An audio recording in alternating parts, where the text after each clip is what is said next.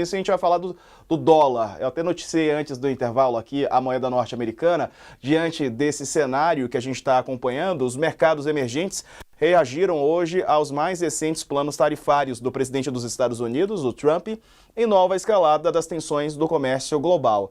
Agora, o alvo são importações americanas de aço, de alumínio, o que atinge diretamente o Brasil. Nesse cenário, o dólar comercial fechou em queda de 0,13%, cotado a R$ 5,785. E o turismo, leve queda, 0,01%. Ele é comprado a R$ 6,016. Trump anunciou a jornalistas ontem que vai elevar tarifas do aço e alumínio de todos os países. O Brasil está nessa leva, um dos países mais atingidos, com taxas que podem impactar 6 bilhões de dólares em venda, ao lado de Coreia do Sul, México e Canadá. No primeiro mandato, já dissemos aqui, Trump impôs uma tarifa de 25% sobre o aço e 10% sobre o alumínio. E aí a gente está vendo como consequência o dólar oscilando para baixo e a bolsa no azul, quer dizer, a bolsa registrando alta, Raquel. São algumas consequências desse anúncio ainda informal do Trump. É engraçado, parece um contrassenso, né, Diego? Ele anuncia medidas protecionistas e o mercado reage com o dólar se desvalorizando, não é isso que você falou? Isso, o dólar teve uma leve queda, deixa eu ver aqui, a desvalorização de 0,13. Fechou a R$ 5,785. E às vezes as pessoas ficam um pouco confusas para entender isso, mas é porque o mercado ele tem movimentos de antecipação. O que aconteceu é que o temor ao Trump foi tão grande antes dele assumir, antes dele começar a anunciar as medidas, a gente teve aquela puxada enorme do dólar, que saiu aí, bateu mais de 6, foi lá 6,20, não me lembro agora qual foi a máxima, que agora, quando o mercado vê os anúncios dele, vai atingir só o aço, não, então tá bom, calma, é só o aço. Então, o mercado financeiro, ele trabalha muito com essa lógica, né? Houve uma antecipação das medidas. Se achava que ele ia estabelecer medidas protecionistas muito amplas para vários países, principalmente com a China, por exemplo, já ia chegar ali, conforme ele anunciou na campanha, né? Colocando uma série de medidas. Então, os investidores foram e se protegeram.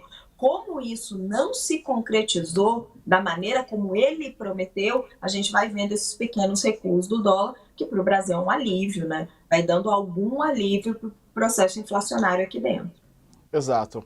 Enquanto isso, a expectativa é grande. Vamos ver aqui, o Arthur Pimentel está conosco já aparecendo no vídeo, vamos ver se ele consegue nos ouvir. Parece que ainda não, né? A gente está tentando, Raquel, até o fim do programa com certeza a gente vai conseguir, mas é algo que impacta muito, E já havia uma expectativa por parte do Brasil desde o início, O Trump começou a taxar, mas, por exemplo, com o Canadá, com o México, até com a China, salvo engano, houve acordos, Raquel? E aí ele foi voltando atrás. Essas ameaças, não sei até que ponto também você, como observa e conversa com as fontes, Raquel, o que elas dizem sobre isso, Se realmente é um passo definitivo, esse é um passo para dar um recuo logo mais, como o Trump tem feito com esses outros países. Você percebe que o Brasil ele está meio que de lado nessa situação, Ele não está sendo um alvo direto. Mesmo nessa questão do aço, o Brasil é um importante produtor, exportador, é ali o segundo maior exportador, até porque se beneficia dessas cotas, mas a briga do Trump ela não é diretamente com o Brasil. Ele está muito mais focado no México, no Canadá, que são dois países que fazem fronteira, então ele tem questões de imigração, ele tem questões da negociação do NAFTA, ele tem questões dos cartéis de droga, tem um monte de vantagens que ele quer arrancar desses dois países, de custos, de segurança, de imigração que ele quer repassar para o México, vantagens que ele quer tirar do Canadá. Então, ele está muito mais focado nesses outros países do que no Brasil. A gente está sendo atingido agora, por exemplo, na questão do aço, mas é praticamente de lado. Então, por isso que você percebe toda essa delicadeza do governo brasileiro em falar sobre esse assunto, Quando o Haddad fala, não, a gente só vai tomar uma posição na hora que a gente souber o que realmente vai acontecer, o Alckmin vai na mesma linha. O único momento em que o presidente Lula foi um pouco mais incisivo foi quando o Trump falou sobre Gaza.